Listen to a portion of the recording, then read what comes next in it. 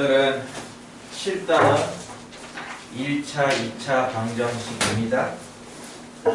사실 1차, 2차 방정식은 고등학교에 따로 있지는 않고요. 그냥 중학교 때 배웠던 거 복습한다라고 생각하시면 될 것 같고요.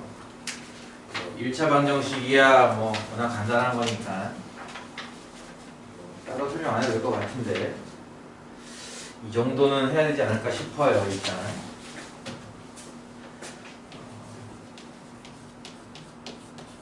이게 1차 방정식은 아니죠. 여기 옆에 A는 0이 아니다를 적어줘야 1차 방정식이 됩니다. 그렇죠? 만약에 요 등식만 딱 주고서 요 등식을 만족하는 x를 구하라 라고 했을 때는 첫 번째 a가 0이 아니면 그때는 1차 방정식일 테니까 만족하는 x 값은 a분의 b. 이해가나요? 만약에 이게 a가 0이라면 그때는 1차 방정식은 아닐 겁니다. 아니지만 어쨌든 등식에는 의미가 있는 거죠. a가 0이라는 얘기는 저 등식이 0 곱하기 x는 b꼴 이런 꼴이기 때문에 그렇죠? 따라서 만약에 b값이 0이 된다면 b값마저 0이 된다면 x값은 사실상 모든 수가 되는 거죠. 어떤 수를 넣어도 준 등식은 성립하겠죠. 왜냐면 0 곱하기 x는 0이다 이런 꼴이기 때문에 그렇죠? 근데 만약에 a값은 0이지만 b값이 0이 아닌 경우 뭐 예를 하나 든다면 b값이 1인 경우 생각하면 될 겁니다. 그럼 저 처음에 주어진 등식은 0 곱하기 x는 1 이런 꼴이 될 것이고 이런 꼴을 만족하는 x값은 존재하지가 않겠죠? x에 무엇을 대입해도 0과 1은 같을 수 없기 때문에 그렇죠? 이때는 x는 없다라고 쓰면 될 텐데요. 요것에 대한 얘기를 하는 게 이제 여러분 그 1번 문제라고 보면 될 겁니다. 1차 방정식이라고 하는 말은 없고요. 그냥 단지 x를 풀어라 이런 말이 있는 건데요. 개수가 1차항인 개수가 0이냐 아니냐에 따라서 다음과 같이 총 3종류가 나올 수 있다라고 하는 것을 이해하는지를 물어보는 문제라고 보면 되겠죠. 1번 볼게요. 1번은 첫 번째 문제가 a의 x 빼기 1이 x 더하기 1이랑 같다라는 이 등식을 만족하는 x값을 구하여 이런 겁니다. 가장 간단하게 1차 방정식을 푼다고 봤을 때는 일단 가로 같은 거 있으면 다 분배할 거고 x항은 좌변으로 상수항 우변으로 이항할 겁니다. 일단 이거 분배한다고 치면은 좌변이 ax 빼기 a고요. 그렇죠? 우변은 x 더하기인데 요거 두 개 이항하면 되겠네요. 그렇죠? x항은 좌변으로 상수항 우변으로 이항에서 x가 좌변으로 쓰면 마이너스 x일 테니까 좌변은 뭐예요? a 빼기 2x 되겠죠? 그 다음에 마이너스 a를 우변으로 이항하면 플러스 a를 테니까 우변은 a 더하기가 될 겁니다.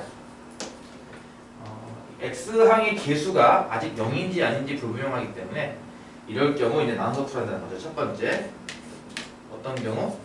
a 빼기 1이 0이 아닌 경우 다시 말해서 a가 1이 아닌 경우죠. 그렇다면 이제 개수가 0이 아니기 때문에 아까 봤던 첫 번째 스타일 양변을 x 개수로 나눌 수 있다. 따라서 이때는 x값이 얼마 하면은 a 빼기 1로 나누어서 a 빼기 1분의 a 더하기 2라는 이런 모양의 근을 얻을 수가 있을 겁니다. 이해가죠? 무슨 말인지? 근데 만약에 두 번째로 a 빼기 1이 0일 수도 있어요. 개수가 0일 수도 있는 거죠. 지금 보다시피 1차항의 개수가 0이 아닐 때와 0일 때로 이렇게 구분해서 풀기 때문에 기본적으로 1차항의 개수인 a 빼기 1이 0일 수도 있겠죠? 그 얘기는 다시 말하면 a가 1일 수도 있다는 얘기예요. 그렇죠?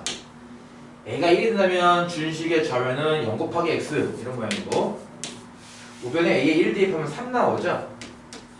그러니까 처음 등식은 이렇게 생긴 모양이 될 겁니다. 따라서 요거는 이제 요 케이스 중에 이제 세 번째 케이스에 해당하는 거죠. 0 곱하기 x인데 우변은 3. 어떻게 x를 넣어도 3이 나올 수가 없죠. 따라서 이때는 x는 없다.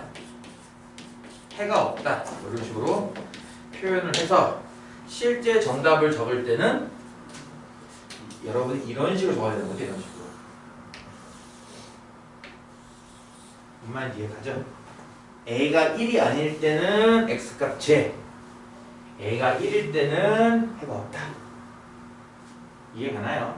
기본적으로 1차 방정식을 푸는 요령은 똑같은데 계수, 1차항의 계수가 0일 수도 있는 상황이 생기다 보니까 그 상황에 맞게 이렇게 분리해서 풀어라 라고 하는 게 1번 문제의 이제 포인트입니다. 2번 문제도 이제 동일하게 ax 빼기 a제곱이랑 bx 빼기 b제곱이 같대요. 얘 같은 경우는 이항할 거는 요 마이너스 a제곱이랑 bx 요 두 개 이항하면 되겠죠. bx를 좌변으로 이항하면은 마이너스 bx일 테니까 좌변이 a 빼기 bx 될 거고요. 그렇죠? 마이너스 a제곱을 이항하면 플러스 a제곱이 되니까 우변은 a제곱 빼기 b제곱이 될 겁니다. 뭐 여기까지 그렇게 어렵진 않을 거예요. 그렇죠? 마찬가지인 게 x의 계수가 문자로 되어 있기 때문에 저 값이 0이 될 수도 있고 안 될 수도 있는 거죠. 우리는 이걸 어떻게 한다? 두 가지 케이스가 한 거였습니다. 그렇죠? 첫 번째, a 빼기 b가 0이 아닌 경우.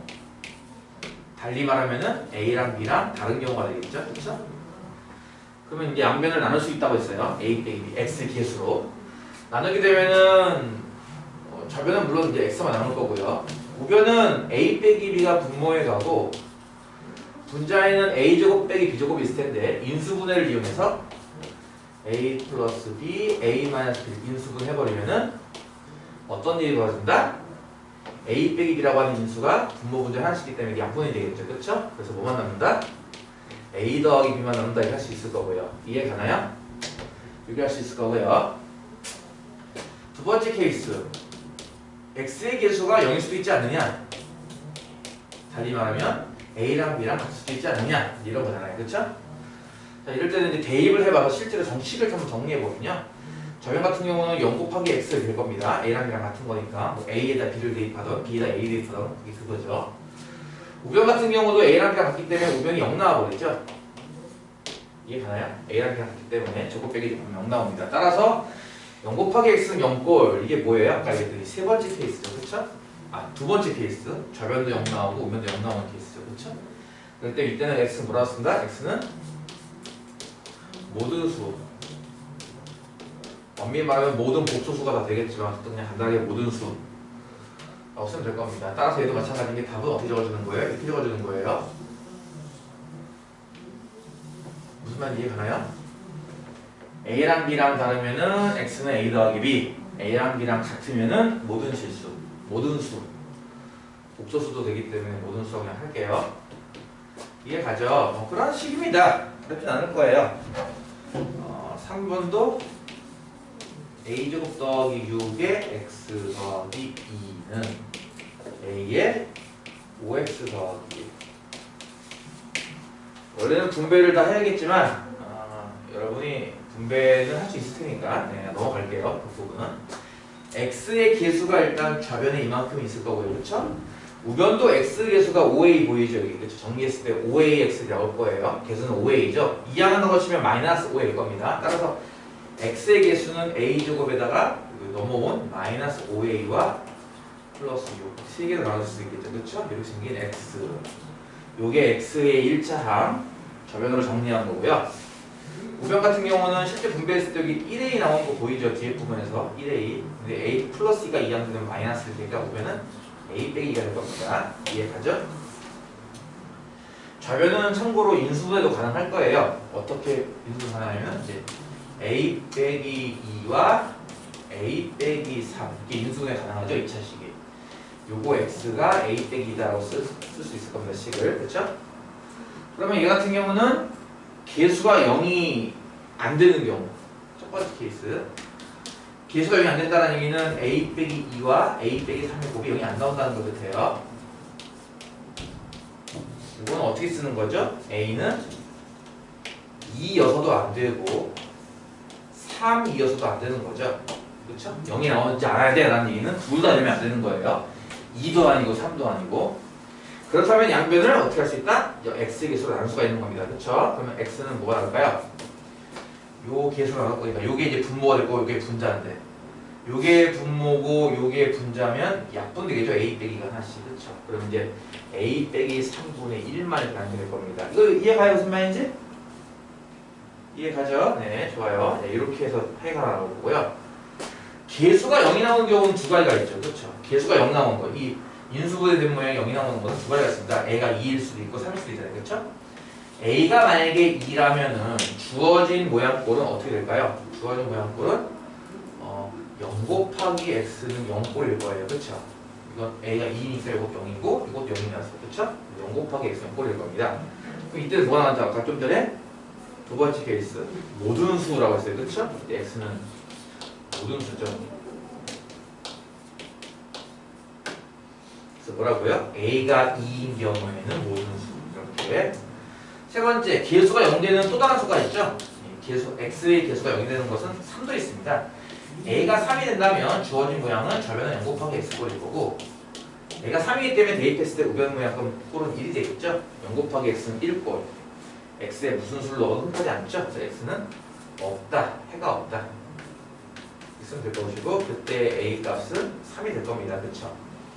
그래서 여러분이 정답 적어줄 때는 이런 식으로 2도 아니고 3도 아니다 라고 할 때는 이렇게 생긴 유일한 해를 가질 것이고, 2라면은 모든 실수, 모든 수, 3이라면 해가 없다. 이런 식으로 이제 답 자체를 이런 경우, 저런 경우, 이런 경우 이렇게 나눠서 풀어야 한다는 거죠. 이해가죠? 1차 방정식은 사실 얘만 이해하면 다 돼요. 그래서 이 파트에서는 1차 방정식 단순한 거는 그냥 중학교 때 배웠던 걸 좀 더 응용한 항등식이 되는 경우랑 불능식이 되는 경우 이런 것도 추가해서 좀 배워보겠다는 것 뿐이고요. 메인 테마는 그 2번에 있는 절대값입니다. 절대값을 해결하는 방법을 배워보겠다는 거죠. 첫 번째 문제는 절대값 x 빼기 1이 2x 더하기 4랑 같다라는 방정식을 푸시오. 우리 저번 시간에 절대값 푸는 거에 대해서 살짝 살펴봤었죠. 식 정리하기. 절대값이 안에 있는 게 양수면 그냥 x 빼기 1, 절대값 안에 있는 게 음수면은 x 빼기 1에 마이너스 이렇게 붙는 거 기억나죠? 무슨 말이냐면은 이제 요 안에 있는 x 빼기 1이라는 값이 실제로 양수인지 음수인지 몰라요. 그쵸? 마찬가지로 이것도 경우를 나눠서 해야 한다는 겁니다. 첫 번째 되는 경우, 두 번째 되는 경우 이런 식으로 이해가죠? 계속 나눠서 하는 겁니다. 그럼 첫 번째 x가 1보다 크거나 같은 경우 이게 그 뜻이죠? 그러면 좌변 같은 경우는 절대값 안에 있는 게 양수니까 x가 1 이상이면은 이게 양수니까 그냥 이 절대값 x 빼기 2는 x 빼기 1이랑 같은 거죠. 그래서 좌변은 x 빼기 1이, 우변은 2x 더하기 4 되는 겁니다. 풀어주면은 1x는 마이너스 5 이렇게 나오겠네요. 그쵸? 그쵸? 이렇게 해를 풀면 x는 마이너스 5가 나올 텐데요.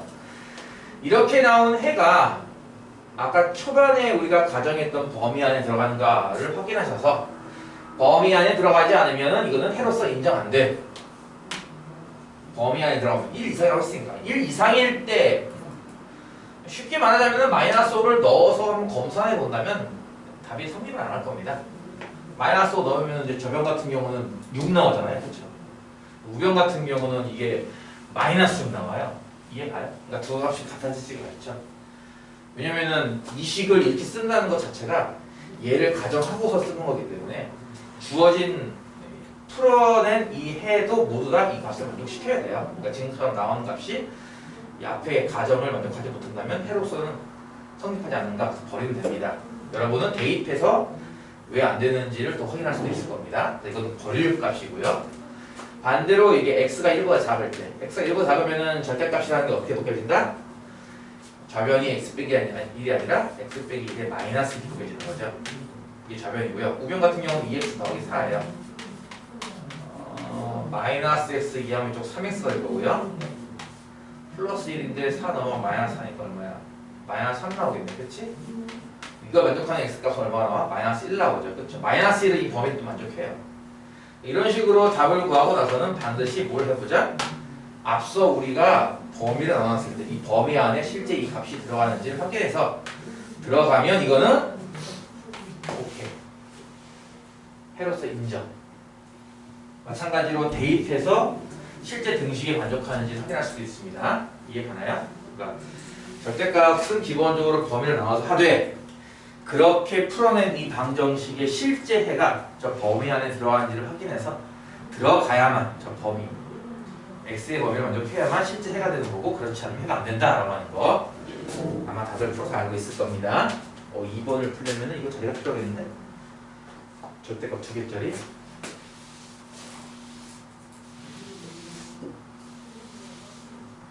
이해 가죠? 계속 좀 하지 마시라고 몇 번을 강조했는데도 아파요. 뭐 가진 이유가 있어가지고 다들 계속 생기네. 계속 2번은 절대값이 2개 있는 모양입니다. 절대값 x 더하기 2와 절대값 x 빼기 3을 더해서 7 나온다. 절대값이 이렇게 한 개만 나올 때는 범위를 이렇게 2개로 나눠서 풀고요. 절대값이 2개가 나올 때는 범위를 몇 개로 나눈다고 했어? 3개로 나눠서 풉니다. 절대값이 10개가 있으면 범위를 11개로 나눠서 풀어야 돼요. 그러니까 절대값 개수보다 하나 더 많게. 케이스 어떤 식으로 분류한다고 하냐면요. 첫 번째 절대값이 0 나올 때 x값은 마이너스 2고요.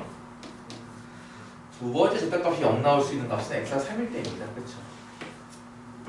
이 두 숫자를 기준으로 오른쪽 거보다 더 클 때 첫 번째 케이스, 이 둘 사이에 있을 때 두 번째 케이스, 얘보다 더 작을 때 세 번째 케이스. 보통 이런 식으로 나와요. 이렇게 나누는 보통 국룰인데요.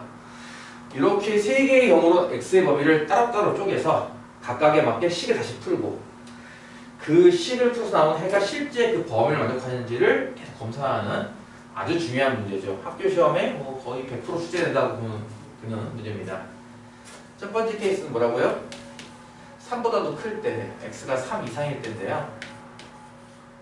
3 이상이면은 절대값 안에 있는 게 둘 다 양수됩니다. 뭐 잘 못하는 친구들은 그냥 뭐 3보다 큰 거니까 4, 뭐 5 이런 숫자들을 대입해 보면은 양수 나오는 거 금방 확인이 가능할 거예요, 그렇죠?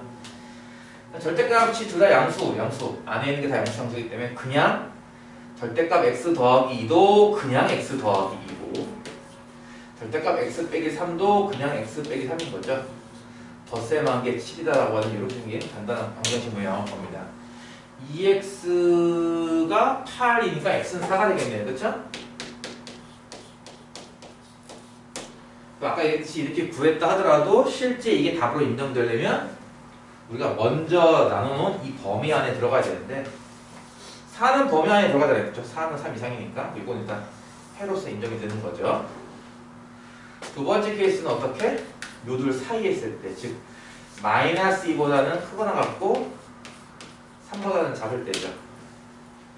이래버리면 식이 이상해진다라고 해서 이제 좀 의문을 가는 친구가 있는데요.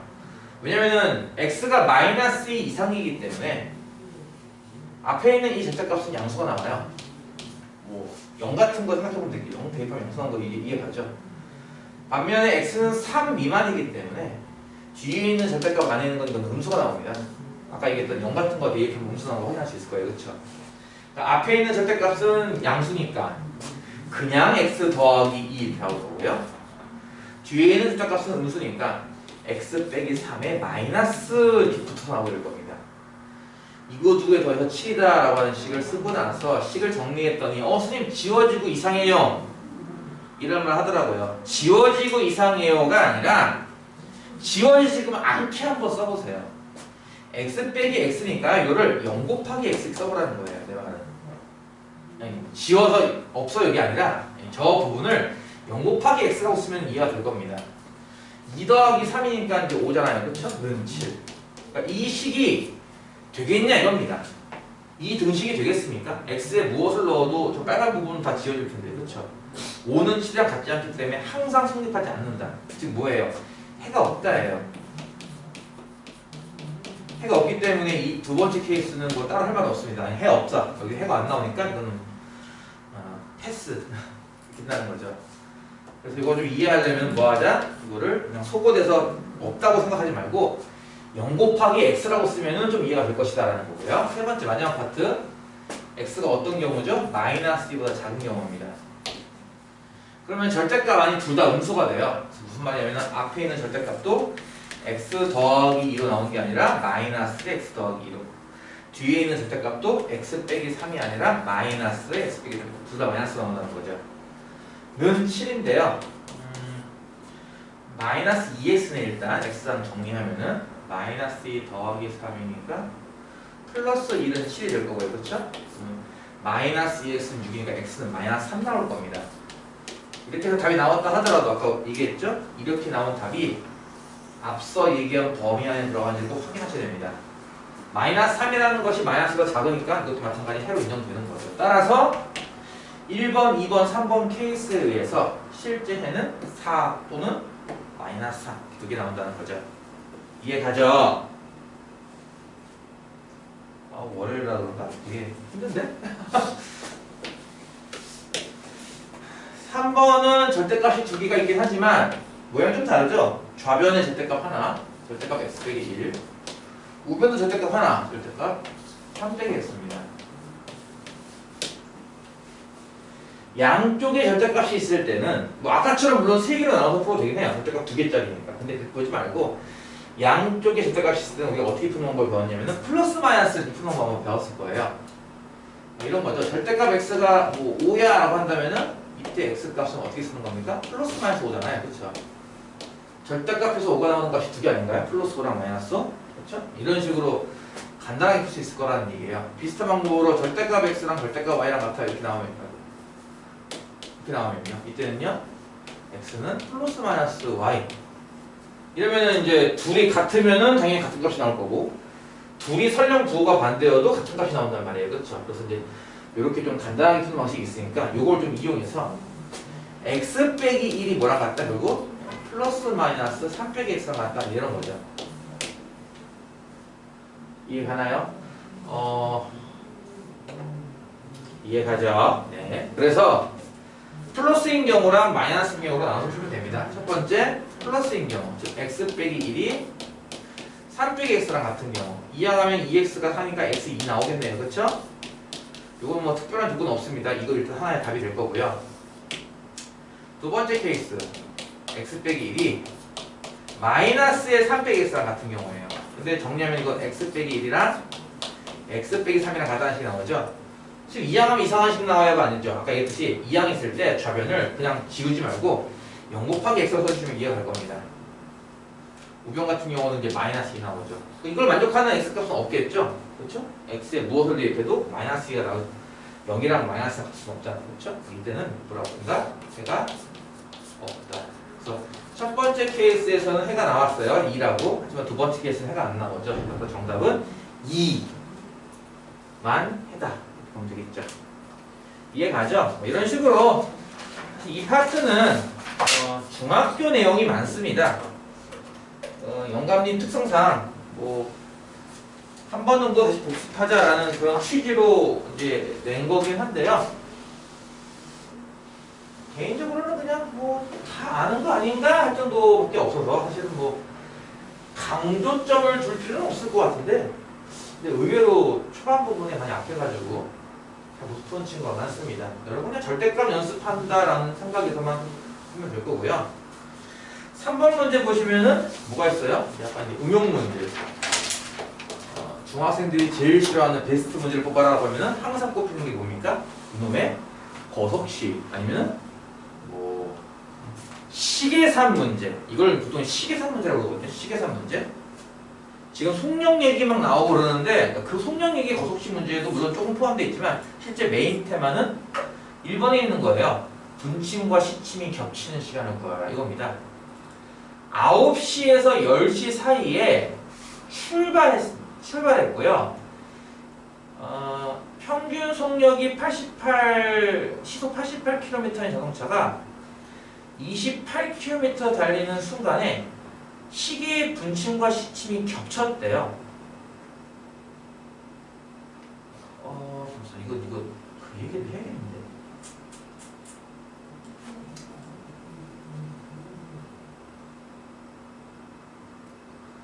아홉 시와 10시 사이에서 출발을 했어. 뭐 예를 들어서 10시에 가깝게 출발할 수도 있을 거예요. 근데 지금 28km를 달렸다는 얘기면은 이게 지금 몇 분쯤 흘러간 건지는 구할 수 있겠죠. 그쵸? 다시 할게요. 속력. 이건 다들 알고 있죠? 이거. 이건 다들 알고 있을 거예요. 모르는 사람 없겠죠? 거속시. 속력은 88. 그 28km 달린다. 시간은 얼마나 걸렸을까? 시간은 속력분의 거리잖아. 그치? 속력은 시속 88km/h. 그 다음에 거리는 28km 달린대요. 중요한 것 중에 하나가 이제 단위가 맞아야 돼요. 킬로미터. 그러면 이제 요 자체에서 벌써 아워가 나오는 거죠. 시간 단위가. 88보다 28이 얼마야? 4로 하면은 이게 얼마냐? 22분의 7이냐? 그치? 아워. 분으로 따지면 몇 분쯤 되는 거죠, 이게? 곱하기 60분 얼마 나와요? 대충. 한 21분, 20분쯤 나오나 봐요. 그쵸? 이해가요? 이건 이해가요? 방금 내가 한 건 이해가요? 이거 22분의 7 아워 나온다는 거? 이거 킬로미터 약분 되고. 이게 이제 아워가 역수꼴이잖아요. 분모의 역수꼴. 분자로 갑니다, 이게 이렇게. 이게 미닛으로 고치면 약 몇 미닛이죠, 이게? 60 곱하면 20분 정도 나오지 않나요? 20분, 20여 분? 이해가요? 설마 약 20여 분? 이 자세한 얘기는 나중에 하고. 왜냐면 이게 내가 왜 할 거냐면은 약 20여 분 곱하기 60 하는 거니까, 그치? 분모 20을 보면 3 곱하기 7하면 20 나오잖아요. 이게 왜 할 거냐면요. 9시와 10시 사이에 출발을 해요. 근데 시침과 분침이 일치한대. 그럼 그게 9시 때예요? 10시 때예요? 그걸 좀 할 줄 알아야 되거든요. 이해가 무슨 말인지? 그러니까 지금 얘가 9시에서 10시 사이에 출발한다고 했어. 그렇지? 이제 출발할 거예요. 근데 요 20여 분, 그쵸? 20여 분이 흘렀을 거예요. 정확한 값은 생각 안 해도 되고요. 그러면 이제 이게 9시 몇 분일 수도 있는 거고 10시 몇 분일 수도 있는 거잖아요. 그쵸? 이해가죠? 그러니까 그때 시침과 분침이 일치했다는 얘기는 그 시침, 분침이 일치된 시각이 9시 몇 분에서 일치될 수도 있는 거고 10시 몇 분에서 일치될 수도 있다는 뜻이잖아요. 지금 보면. 이해가요? 시계는 볼 줄 알죠, 다들?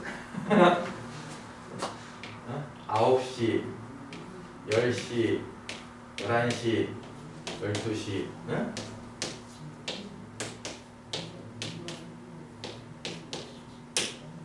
이해가? 9시 몇 분이라면 시침은 이렇게 멈췄을 거예요. 그쵸? 그러면 분침도 일치된다며, 시침과 분침이 겹친다며 분침도 이렇게 있을 거란 얘기예요. 그쵸? 이거 이해가요? 그럼 역으로 돌아갔을 때 20여 분 전이면은 9시 몇 분 되겠네요. 일단 그거는. 이해가요? 근데 10시와 11시 사이에 시침이 멈췄고 분침이 이렇게 마찬가지로 일직선에 있다는 얘기는 얘를 20여 분 뒤로 돌려도 10시를 넘긴 시간일 겁니다. 이 시간. 따라서 이 문제에서 요구하고 있는 출발한 지 20여 분 지났을 때 시침과 분침이 일치해요라는 그 시간대는 얘일 거예요. 이해가요? 9시, 10시 사이 출발했다면서요. 아무리 늦어도 10시는 출발한다는 얘기잖아요. 여기서 20여 분 지나면 과연 시침과 분침이 일치할 수 있겠어요? 20분밖에 안 지났는데? 대충 봐도 한 50분 지난 거 아니에요? 이해가요? 그러니까 20분 전으로 돌려놔도 이 시계를 20분 전으로 돌려놔도 얘는 10시를 넘겨요. 얘는 9시, 10시 사이고. 그러니까 찾으려고 하는 거 분명히 20여 분 후에 시침과 분침이 일치했어요는 아마 이 상황일 거예요. 이게 아니라. 이해가요? 그 두 가지 상황 중에 어느 쪽인지도 일단 여러분이 이렇게 체크를 하셔야 됩니다.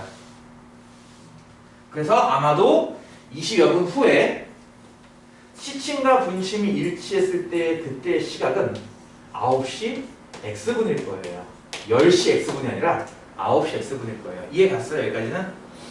네. 그러면 이게 대체 언제냐? 요거 이제 요런 걸 계산하는 거. 이때 뭐라고? 시침과 분침이 일치함 이런 거잖아요. 그렇죠? 지금처럼 이렇게. 이런 거 계산해서 이게 몇 시 몇 분이게 9시 몇 분이게를 찾는 이런 식의 문제를 시계산 문제라고 불러요. 시계산 문제. 중1 때 시계산 문제를 처음 접하고 너무 신기해가지고 우와 이런 걸 구할 수 있단 말인가 해가지고 막 백과사전 찾아가지고 막 공부했던 기억이 납니다. 요즘이야 뭐 시계산 저기 유튜브에 처음 나올 거예요. 근데 우리 때는 그런 게 없었으니까 백과사전 찾아가서 시계산 몇 개 예제가 있더라고. 예제 막 보면서 막 공부하고 했던 기억이 납니다. 중1 때. 어떻게 풉니까 이거?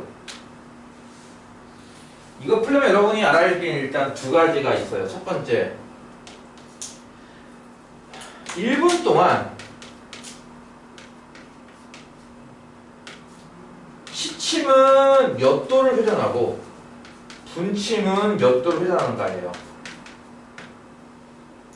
자, 1분 동안이라는 게 헷갈리니까 우리는 기본적으로 1시간 동안을 기준으로 삼아서 1시간 동안 시침은 몇 도를 회전하고 시를 나타내는 바늘이라는 뜻이죠.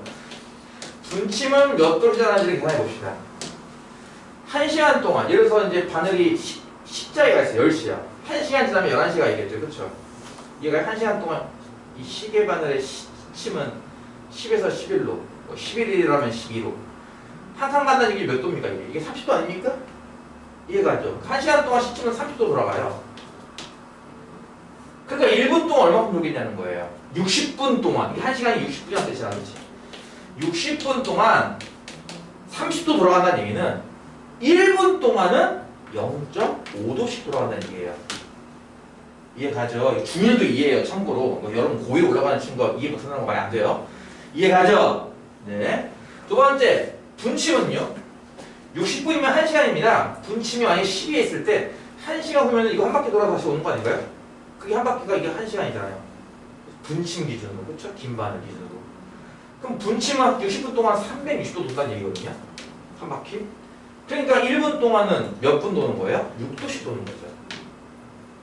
이해가죠, 일단. 일단 여러분이 첫 번째 풀려면, 이 문제 풀려면 이걸 할 줄 알아야 돼요. 뭐? 1분 동안 각각의 바늘은 몇 도씩 돌아간다를 할 줄 알아야 되고요. 두 번째, 지금처럼 쌤처럼 시계를 그리길 바랍니다. 좀 더 엄밀히 말하면요, 단계를 나눠서 그릴게요. 이렇게. 자, 지금 9시 몇 분인가를 찾고 싶은 거예요. 그럼 9시 정각에는 9시 정각일 때랑 9시 X분일 때 바늘은 어떻게 생겼을까? X분이 흘러간 거죠, 이렇게. 이해 가요? 자, 9시 정각이면은 짧은 바늘은 9자에 긴 바늘은 11자에가 있을 거예요. 그렇죠? 이게 9시인 건 이해 가죠? 바늘 시계나 볼 줄 알죠? 이게 9시예요. 그렇죠? 그럼 X분이 지났어. 그러면 어쨌든 바늘은 10까지는 못 가요. 짧은 바늘은. 그렇죠? 9시 몇 분이니까. 그러니까 9와 10 사이. 아까 9와 10 사이 어딘가에 좀 멈췄을 거예요. 짧은 바늘은. 그렇죠? 그리고 긴 바늘도 이렇게 갔을 거란 얘기예요. X분 지나는 동안. 그렇죠? 그럼 이런 거죠? 자, 기준을 12시 쪽에 적어놓고 한번 계산해 볼게요. 현재 12시부터 시작해서 짧은 바늘은 이만큼 이미 돌아간 상태죠. 이 몇 도입니까? 이게 총 270도입니다. 90도 3번. 여기에다가 X분이라는 시간 동안 시침은 그렇죠. 1분 동안 이만큼씩 돌아가니까 곱하기 X 해보세요. 그러면 X분 동안 얼마큼 돌아가는지 알 수 있지 않겠어요? X분 동안 시침은 0.5도 곱하기 X만큼 분침은 6도 곱하기 X만큼 돌았을 겁니다. 이해가죠? 그러니까 무슨 말이냐면은 원래 시침이 여기 있잖아. 여기. 그쵸? 여기 있는데 요만큼 돌아간 거예요. 시침은 X분 동안. 그쵸? 원래 시침이 여기 있는데 X분 후가 되었으니까 이렇게 조금 올라간다는 얘기는 요 돌아간 요만큼의 각이 0.5도 곱하기 X만큼일 거란 얘기예요. 이해가요? 이해가요? 분침은요, X분 동안 6도 곱하기 X만큼 돌아가요. 분침 원래 여기 있죠, 12자리에. 이게 지금 여기에 있었던 게 이만큼인 거잖아요. 그렇죠? 즉, 이렇게 돌아간 이 각이 6도 곱하기 X라는 얘기예요. 이해가요? 9시 기준으로 9시 X분. 9시 기준으로 X분 후입니다. 9시에 반을 이렇고 X분 후에는 반을 이렇다는 얘기예요. 그러면 시침은 이 12 기준으로 270도, 왜냐면 9시였으니까 현재 270도만큼 돌아간 상태에서 X분이 지났으니까 조금 더 올라가는 모양으로. 그렇죠? 노란색 바늘이 돌아간 각은 총 270 더하기 0.5x고 뭐라고요? 노란색 바늘이 돌아간 각은 270도 더하기 0.5 더하기 x도인 거고요. 빨간색 각이 돌아간 빨간색 바늘, 긴 바늘이 돌아간 각은 6x, 6도 곱하기 x만큼이에요. 이 둘이 같을 때 우리는 뭐라고 부를 것 같아요? 시침과 분침이 일치한다 이렇게 볼 수 있습니다. 이해가요? 두 번째는 이걸 할 줄 알아야 돼요. 첫 번째는 1분당 몇 도씩 돌아가니까 x분 곱하기 x라는 뜻이니까 x분 동안은 저만큼씩 돌 거야 라는 생각. 두 번째는 9시 몇 분에서 찾는 거니까 일단 9시일 때는 짧은 바늘과 긴 바늘이 어떤 상황, 그리고 x분 후에는 어떤 상황. x분 후에는 당연히 일치해야 돼요. 시침과 분침이. 그래서 몇 도 돌아간 상태에서 다시 몇 도 더 가는 모양. 짧은 바늘은 어떻게 한다고요? 9시니까 일단 270도 돌아간 상태에서 x분 더 가는 모양. 9시 정각일 때 긴 바늘은 12가 있습니다. 분명히. 그쵸? 12서부터 출발해서 이렇게 돌아간 거고 6x. 이 두가 노란색으로 잰 각과 빨간색으로 잰 각은 똑같아야 한다라는 뜻에서 이런 일종의 방정식 만들 수 있죠. 이게 무슨 방정식? 이게 1차 방정식이죠. 보다시피. 풀면 x는 금방 나옵니다. 그쵸? 뭐 이항하면은 5.5x 도는 생략할게요. 5.5x가 270입니다. 그럼 x는 뭡니까? 5.5분의 270이고 아주 귀찮죠? 그지 같죠? 이거 55분의 2700인데 5로 약분 어떻게 되죠? 11분의 5, 25 5, 25 5, 4, 24 540 맞나요? 맞아요? 11분의 540 그러니까 약 이게 얼마죠? 약 50 아닌데 40 몇 분 되겠죠? 그렇죠 이게 이해가요? 40 몇 분 대충 합시다. 그냥 정확한 걸 풀려 하면 되니까 약 40 몇 분. 그러니까 이게 보다시피 9시 40 몇 분쯤에 이렇게 일치될 거란 얘기예요. 시침과 분침. 이때 시각이 몇 시에 오면 9시 45분 오면 다시 한 8분쯤 되나? 이런 식으로 이해가요? 정확하게는 이렇게 나온다는 거죠. 9시 예분. 이거 대분으로 고치면 몇 분 몇 초인지 알 수 있을 거예요. 그렇죠? 자, 그래서 1번 분침이 시침과 겹치는 시간을 구하여라 하면은 몇 시 몇 분? 9시 저거 11분의 540분이에요. 이해가요? 뭐라고요? 9시 x분이니까 9시 11분 540분. 필요하다면 대분수 고치면 되는 거고요. 이해가죠? 따라서 자 이제 문제가 이거였죠. 그럼 몇 시에 출발했니? 라는 문제예요. 아까 내가 얼추 계산한 이거 기억나려고 이거 기억나요? 얼추 이 시간이 흘렀다는 거잖아요. 그렇죠? 약 20여 분 흘러서 이 시간이 된 거예요. 그러니까 출발한 시간은 거꾸로 빼면 되겠죠. 뭔 말 얘가? 기억하는 게 하는 게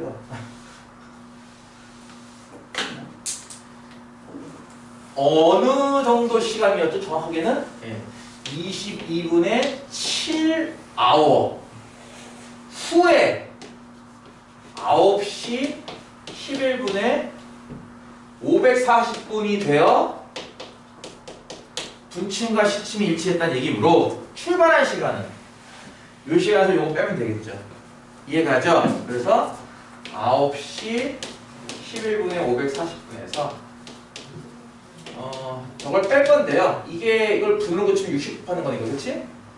22분에 7 곱하기 60분만큼 이렇게 빼면 돼요. 이해가죠?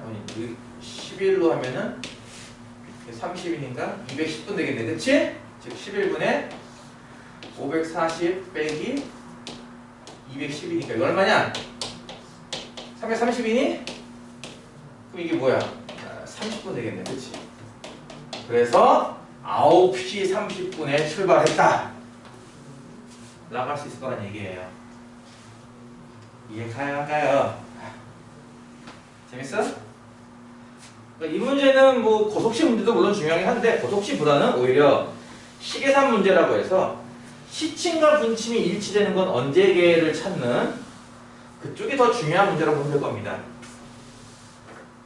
잘 정리가 안 되겠다는 친구들은 어쩔 수 없죠. 다시 봐야죠. 그쵸? 유튜브 녹화하고 있으니까 집에 가서 다시 한번 볼 건가. 알겠죠? 이것도 지우자. 이해가죠? 네. 4번은 2차 방정식을 풀어라인데요. 2차 방정식을 푸는 가장 기본 방법은 첫 번째가 인수분해고 두 번째는 근해공식입니다. 뭐 그거 말고 제곱근으로 푸는 방법도 있긴 한데 어차피 근해공식으로 해결되죠. 그렇죠? 연습 삼아서 푸는 것도 이런 것들은 다 1번은 x제곱 더하기 2의 a 빼기 bx 빼기 4ab는 0. 요 2차 방정식은 참고로 인수분해가 됩니다. 여기 가운데 1차 함계수가 2a 빼기 1인 거 보이죠? 그래서 2a와 마이너스 2b 상수항을 이렇게 나누면은 어쨌든 곱하면은 마이너스 4ab 나오는 거고요. 그렇죠?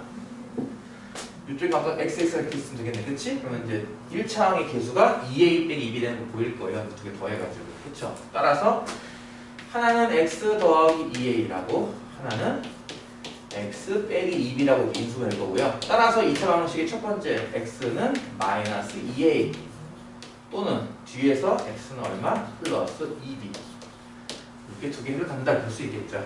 이건 인수분해해서 이제 풀리는 스타일. 2번 abx제곱 빼기 a제곱 빼기 b제곱의 x 빼기 ab는요. 이런 거 설마 이런 거를 뭐랄까 근해공식으로 풀려고 만들어 놓았을 것 같진 않죠? 합리적 의심? 왠지 ab 잘 쓰면 인수분해할 것 같아 보이지 않냐는 거예요. 이쪽이 ab니까 a 곱하기 b 물론 엄밀하게는 ax, bx가 되겠지만 어쨌든 ab 그리고 가운데 보니까 여기 a제곱 b제곱이라거든요. 그러니까 a랑 곱하는 게 이쪽도 a b랑 곱하는 게 b 이래야 이제 a제곱 b제곱 나오지 않겠어요? 곱해지는 값이. 그렇죠? 실제 전개했을 때 마이너스 a제곱이란 말이에요. 이거 개수가 마이너스 a제곱 나오려면 a 쪽이 마이너스고 b 쪽이 양수겠죠. 이해가죠? 뭐 이거는 뭐 중학교 3학년 할 수 있을 것 같은데. 따라서 인수분해는 ax 더하기 b와 bx 빼기 a로 되기 때문에 앞에 있는 저 1차식이 0 나오려면 x는 얼마죠? 마이너스 a분의 b고요. 뒤에 있는 값도 x가 0 나오려면 x는 b분의 a가 되겠죠. 이해가죠? 중요한 거는 이제 a, b가 문자이기 때문에 0이 되면 안 되는데요. 문제에 단 a 곱하기 b는 0이 아니다 써 있으니까 0이 없음으로 나누는 것이 가능하죠. 3번은 x제곱 더하기 3배의 절대값 x 빼기 1 빼기 7 이런 건 똑같습니다. 무슨 요령을 지금 배우고 있는 거야 우리가? 절대값을 어떻게 푸는 거를 배우고 있는 거죠. 나눈다 했어요. 그렇죠? 번거로워서 하는 건데 이렇게 x 빼기 1 절대값 안에 있는 값이 0 이상인 경우와 x 빼기 1이 음수인 경우 이해가죠? x 빼기 1이 0 이상인 경우 바꿔 말하면 x가 어떤 경우? 1 이상인 경우고요. 그렇죠? 풀고 나서 1 이상인 거 확인해 봐야겠죠? x 빼기 1이 음수인 경우 다시 말해서 x가 1보다 작은 경우입니다. 풀고 나서 1보다 작은 거 확인해야겠죠? 0 이상이면 주어진 식은 x제곱에 자 요게 이제 그냥 x 빼기 1이랑 같은 거니까 분배해서 플러스 3x와 마이너스 3입니다. 여기 뒤에 또 빼기 7이 또 있네요. 그럼 빼기 10까지 쓸게요. 그냥 한 번에 이렇게. 이거 인수분해가 되네요. 그쵸? 5와 2, 5 쪽이 플러스고 2 쪽이 마이너스면 되겠네요. 그쵸? 그래서 인수분해는 x 더하기 5와 x 빼기 2는 0 나와서 실제 정답은 이제 마이너스와 플러스 2가 나오겠지만 실제 정답은 1 이상인 것만 되라 라고 했으니까. 그쵸? 이때는 x 2밖에 안 나옵니다. 이해 가나요? 무슨 말인지? 이해가나요? 두 개 중에 2밖에 안 나옵니다. 두 번째 케이스 x가 1보다 작을 때 이때는 2차식 x제곱은 그대로고요.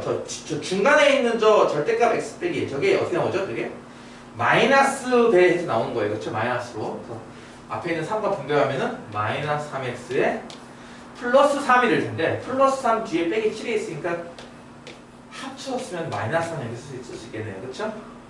이거는 1, 3, 4, 4가 마이너스 1이 플러스네. 그러면 인수분해가 하나는 x 더하기 1, 하나는 x 빼기 4는 0이 될 겁니다. 실제 정답은 마이너스 1과 플러스가 나오겠지만 1보다 작다고 했으니까 마이너스 1만 해줄 거고요. 이해가죠? 그래서 3번의 정답은 2 또는 마이너스 1 이렇게 나온다는 거지. 이해가죠? 네, 뭐 절대 값을 어떻게 사는가에 관련된 건 없어요. 5번.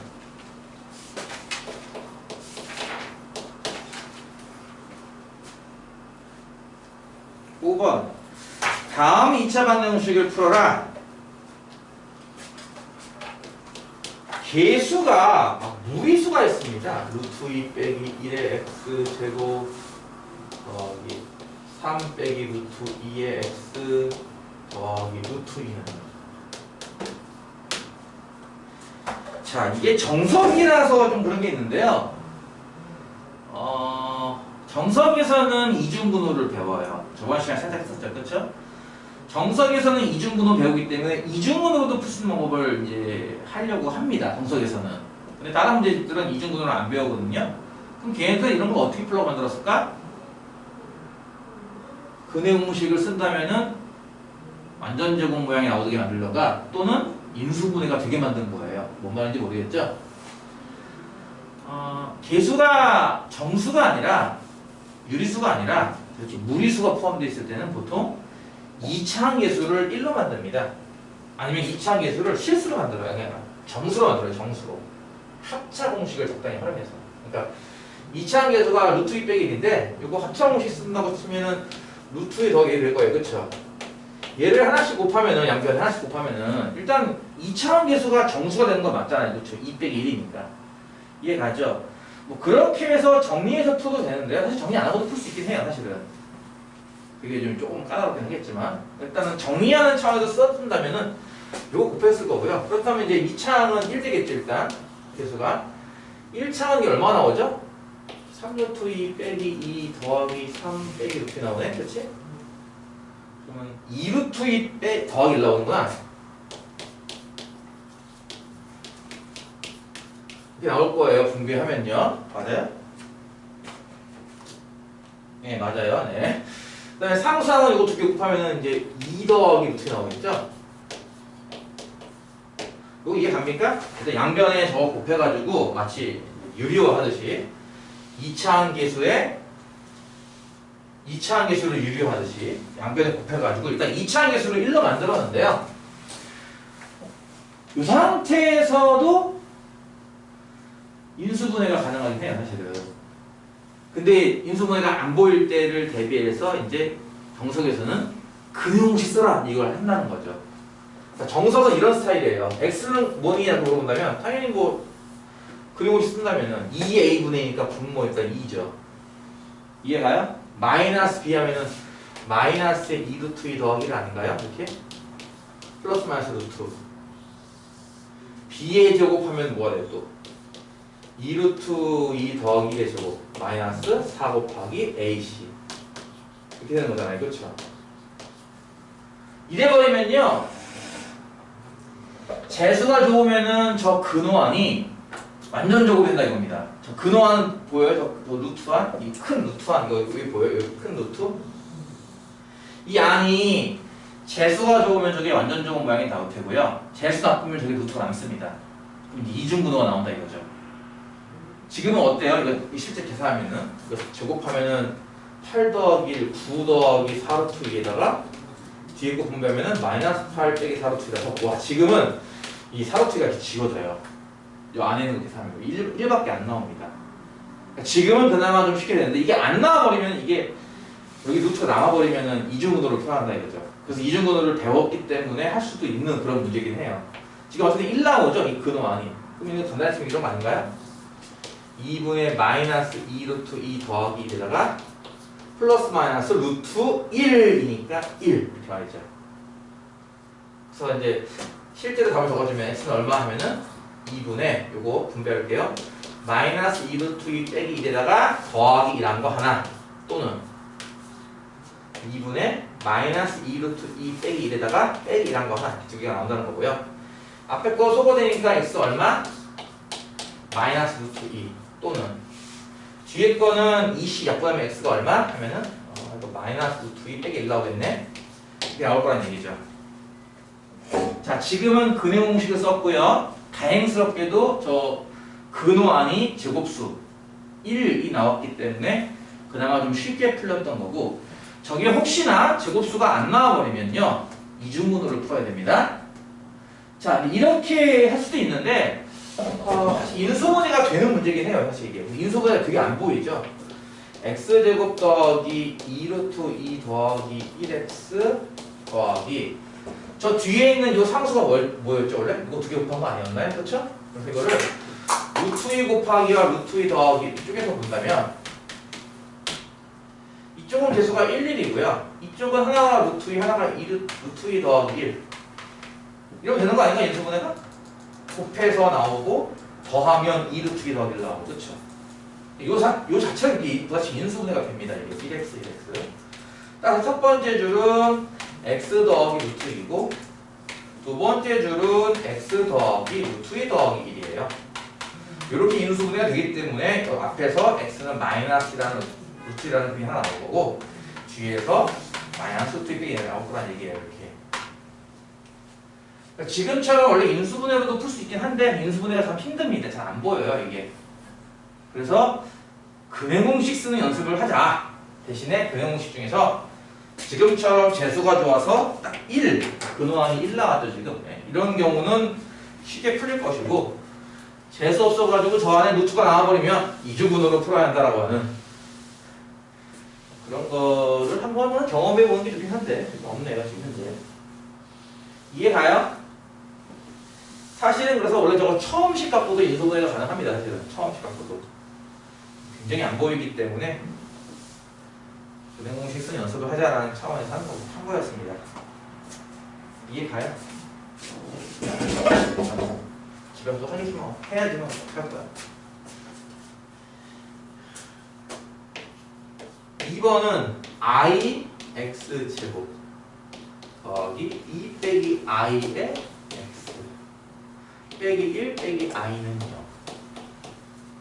그러니까 1번은 개수가 무리수, 2번은 개수가 허수입니다. 2창, 그러니까 다른 몰라도 2창만큼은 정수 개수로 쓰고 싶다 이겁니다. 어떻게 될 것 같아요? 이 같은 경우는 i를 곱한다고 하면은 저 2창이 마이너스 되는 거 이해가요? 양변 i씩 곱하면 마이너스 1을 또 거시게 하지? 그럼 아예 처음부터 마이너스 i 곱합시다. 그럼 앞에 게 마이너스 i 제곱이니까 1 나오죠? 2창이 1창은 마이너스 i를 곱했으니까 i 제곱은 마이너스 1이고 빼기 2i 되겠네? x의 1창 이해가요? 이해가요? 상수항은 플러스 i와 마이너스 이렇게 되겠구나. c 이렇게 될 겁니다. 이제 많이 나왔나요? i 빼기 되면 오케이! 맞죠? 이 상태에서 인수분해? 야 복소수 i가 있어서 잘 안 보여. 그래서 뭐 하는 거야 이 단어는? 네, 근해 공식에서 나오네요. x는 어떻게 구하면은 2분의 마이너스 b니까 이게 1 더하기 2i 되겠네요. 그쵸? 플러스 마이너스 루트 1 더하기 2i의 제곱 마이너스 4 곱하기 ac i 빼기 되겠죠. 이해가나요? 근호안을 전개하면 뭐가 되죠? 1 빼기 4 더하기 4i에서 마이너스 4i 더하기 4 하는 거네요. 우와 이것도 1 나오네? 마사 뿔4 뿔4i 마사i 같이 어디니까 이것도 1 나와요 근호안이. 다시 한번 써볼까요? x는 뭐다? 너희들 근해 공식 다 알고 있는 거 맞지? 1 더하기 2i의 뿔마 1이죠. 따라서 플러스 1로 본다면은 2 더하기 2i를 2로 넣는 거니까 x는 뭐? 1 더하기 i고요. 마이너스로 보면은 이거 앞에 거랑 지워지네요. 그럼 x는 얼마? i가 나올 거예요. 그래서 이렇게 두 개가 나온다는 거죠. 1 더하기 i와 i 이런 식으로. 이런 식으로 근해 공식을 뭐 개수가 무리수여도 쓸 수 있고 심지어 어떤 수? 복소수에서도 쓸 수 있다. 근음공식을. 근음공식 무적. 그런 거 배우는 단원입니다. 이해 가셔요? 그리고 혹시라도 인수분해가 가능하거나 아니면 이중분호가 나왔을 때는 어떻게 대처해야 될까? 그걸 다 하는 게 맞지만 없으니까 넘어갈게요. 문제 없으니까. 6번은요. x제곱 더하기 px 더하기 q는 0이라는 2차 방정식이 있는데 이것의 해가 a 더하기 bi래요. 그럴 때 다른 해가 또 있을 거고 그 다른 해가 a 빼기 bi 이것인 걸 증명하는 문제입니다. 보여라 라는 얘기는 이제 증명하라는 뜻이 되겠죠. 단 이 문제 내에서 등장하는 A, B, P, Q는 모두 실수여야 돼요. 이 말 빠지면은 문제 성립을 못합니다. 다시 한번 이걸 보통 어떻게 하냐면은 저 2차 방정식은 결국 개수가 하나 실수네. 다시 한번 2차 방정식의 개수는 x제곱 개수 1, x개수 p, 상수항 q 개수가 1pq예요. 이해가요? 방정식의 개수가 1pq 셋 다 실수란 말이에요. 분명히 1도 실수고 pq도 실수니까 실개수 방정식이죠. 뭐라고요? 저런 방정식 우리가 실개수 방정식 이렇게 부릅니다. 방정식인데 개수가 실수다라고 해서 이걸 우리가 줄여서 실개수 방정식이라고 부를 거고요. a 더하기 bi는 이거는 누가 봐도 허수라는 거죠. 참고로 b가 0이 아니다가 있을 텐데 원래 그쵸? 문제에 있죠. b가 0이 아니다. b가 0이 되어버리면 저거 실수입니다. 그쵸? 문제 내에 b가 0이 아니다가 있어요.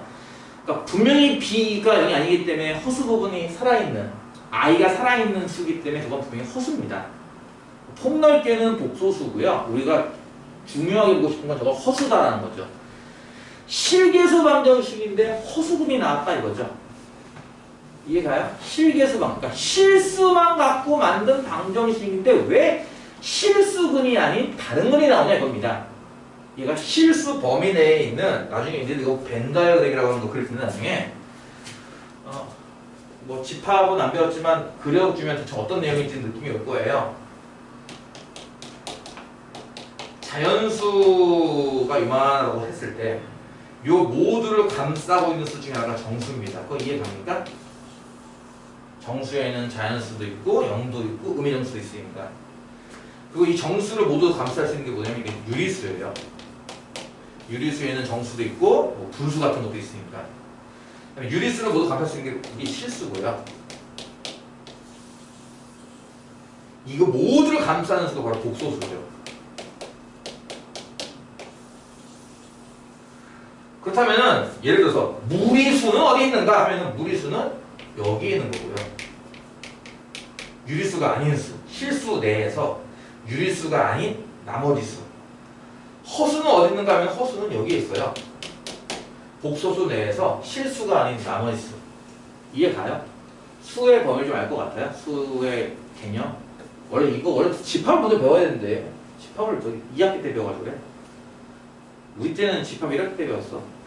집합을 1학년 1학기 때만 고정적으로 배웠던 게 수십 년이거든요. 지금까지. 근데 요 근래 한 10년 정도 전부터 집합을 2학기 때 배우더라고. 원래 1학년 1학기 첫 시간에 배우는 게 집합이었거든요. 요즘은 2학기 때 배워요. 그래서 이런 개념을 설명하기 되게 애매한데 그래갖고 누가 이해 갑니까? 나는 분명히 실수 개수로 방정식을 만들었어요. 분명히. 근데 그럼 실수 안에서만 정답이 나올 줄 알았는데 이상하게 정답은 이쪽 실수 바깥쪽에서 나왔다 이겁니다. 허수가. 그렇다면은 2차 방정식은 근이 두 개라면서 하나 더 있을 텐데 분명히 그 다른 애가 어떤 꼴일까? 놀랍게도 다른 애는 허수꼴인데다가 그 둘의 관계가 켤레수 모양이더라 라는 겁니다. 꽤 중요한 거죠. 이걸 한번 증명해봐라는 거예요. 원래 이거 증명을 되게 쉽게 할 수 있거든요. 원래는 굉장히 쉽게 할 수 있는데 그렇게 할까요? 쉽게? 원래 이렇게 하거든. x제곱 더하기 px 더하기 q는 0에 한 근을 z라고 넣는 거야. 이 z가 이제 여기서 말하는 a 더하기 bi인 거죠. 그럼 대입하면 성립하기 때문에 당연히 z의 제곱 더하기 pz 더하기 q는 0입니다. 이해가요? 근이니까 대입하면 성립할 거거든요. 자, 여기서요. 양변을 켤레 복도수로 이렇게 동시에 취해요. 이렇게. 양변을 동시에 켤레 복도수로 취한다. 이거 전에 배웠던 거 기억납니까? 이래버리면요. 보세요. 복소수 덧셈 복소수 덧셈 복소수입니다. 복소수끼리 덧셈 뺄셈 하고 있는 거 켤레하는 건요. 플러스 마이너스 이렇게 찢을 수 있다고 했어요. 무슨 말이냐면은 첫 번째 것도 z의 제곱의 켤레 플러스 두 번째 것도 p 곱하기 z의 켤레 세 번째 것도 q의 켤레는 0의 켤레 이렇게 쓸 수 있을 거란 얘기예요.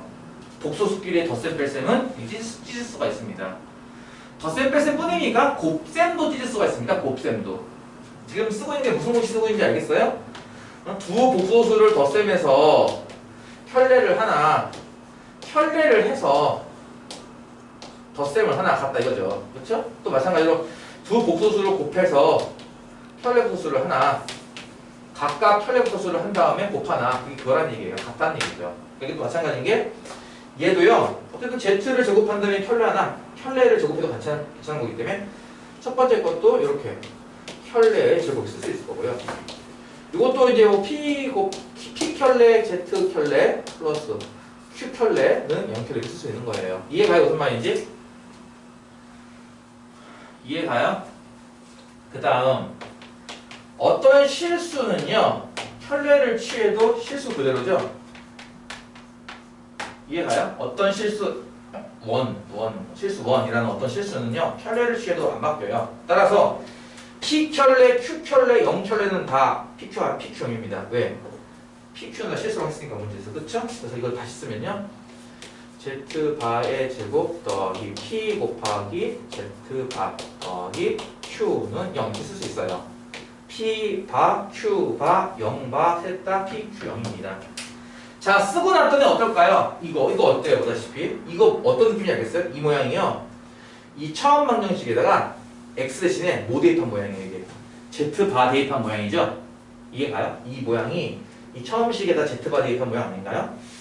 그래서 0 나왔으니까 무슨 얘기예요? z바도 근이 되는 거죠. z바를 대입해도 성립했으니까 z바도 근이죠. 따라서 한 근이 z면 다른 근도 z바가 된다는 걸 증명한 겁니다. z바가 뭡니까? 그게 바로 a 빼기 bi입니다. 이걸 a 더하기 bi 놓고서 막 귀찮은 방법도 있긴 한데요. 너무 복잡해요. 차라리 이게 더 쉽거든요. 증명도 깔끔하고. 이해가요? 사실 이거 되게 중요한 방법들인데 이런 방법들과 이 개념이 되게 중요한 건데 이걸 안 해요. 요즘 문제 있어, 그렇지? 수학이 어렵다고 수학 범위를 바꾸는 건 문제가 있어. 그러니까 왜 자꾸 교육과정이 바뀔 것 같아? 생각해봐. 지금 교육과정이 5년 단위로 바뀌고 있습니다. 계속 교육과정이 뭐 옛날에 배웠던 것처럼 안 배우고 이런 게 있어요. 물론 현실 세대에서 필요 없는 거니까 뭐 대학교 때 가서 배워 라든지 야 이건 아직 안 배워도 돼 이래서 빼는 것도 있지만 한편으로는 학생들이 불만을 제기하는 경우도 있겠죠. 너무 어려워요 쌤 이런 식으로. 그래서 빼는 경우도 있고 바꾸는 경우도 있는데 그건 잘못된 겁니다. 필요하면 넣어야죠 다. 대신 시험을 쉽게 만들어야지. 시험을 그지같이 만들어 놓고 나서 난이도가 막 정말 막 극으로 치닫고 있는 상황인데 그럼 당연히 다 어렵죠. 니들 솔직히 영어 같은 것도 어때요? 요즘 영어 시험입니까? 요즘 영어 시험이 무슨 시험이죠? 요즘 영어 시험은? 독해 시험이에요. 알아요? 문장 잔뜩 주고 빠른 시간 내에 해석해가지고 고르는 시험이죠. 옛날에 어땠을 것 같아요? 옛날 영어 시험은 영작입니다. 영작 시험이에요. 오늘은 특강을 들어가기 위하여 일찍 일어났다는 영작할 시험 이런 거예요. 근데 그게 힘들다는 거죠. 이제 그거 하나 다 맞추기 너무 힘드니까 시험이 계속 바뀐 겁니다. 이렇게 요즘 스타일로. 그렇다고 해서 중고등학생 필수 영단어가 바뀌진 않았을 겁니다. 이 정도 단어는 우리가 알아야 되라는 거 크게 바뀌진 않았을 거예요. 물론 신조어 같은 건 추가됐겠죠. 신조어. 30년 전에 없던 뭐 스마트폰이라는 개념은 없었잖아. 그때 당시에는. 그러니까 그런 신조어 같은 건 추가가 됐겠지만 기본적으로 배우는 영어 단어는 아마 별로 안 바뀌었을 겁니다.